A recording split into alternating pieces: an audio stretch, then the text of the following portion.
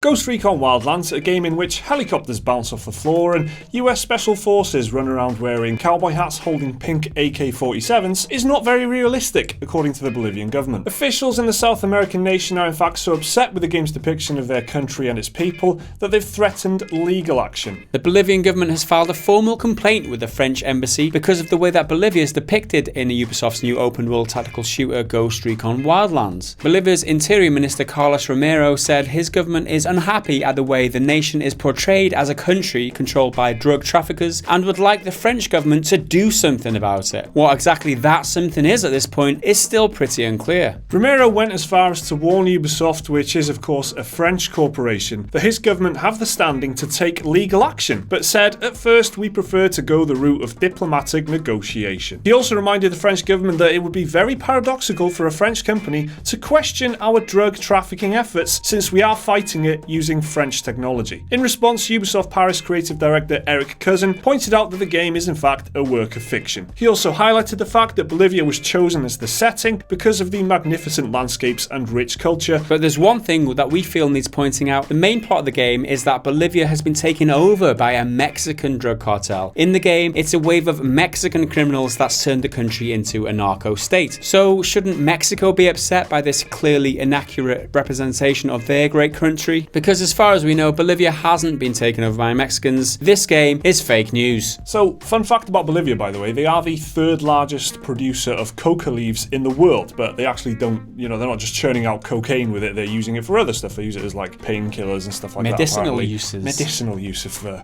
coca leaves. But this issue does get you thinking, because there can't be that many countries who would be happy depicting their country as a narco state. But where do games and movies, for that instance, where do they draw the line?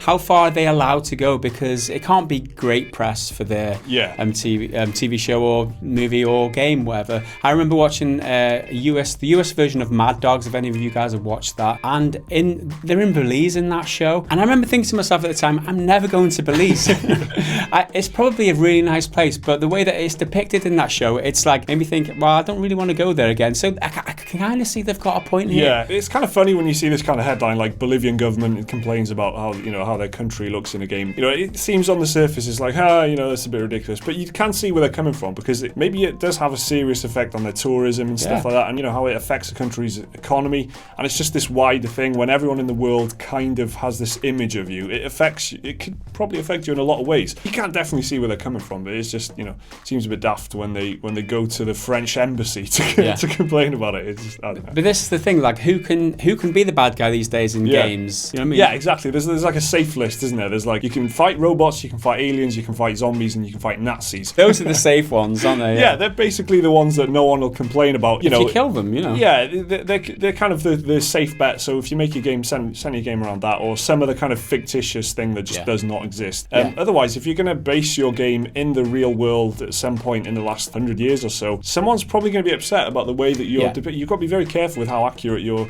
storytelling is and stuff. So in this day and age, with the internet the way it is, information travels so much faster, and like you won't get away with this. Like Bolivia will find out about it, and Bolivia's going to find out, man. Yeah, that's it. And they haven't got the money to build a wall to keep those damn Mexicans out. So what the hell are you going to do?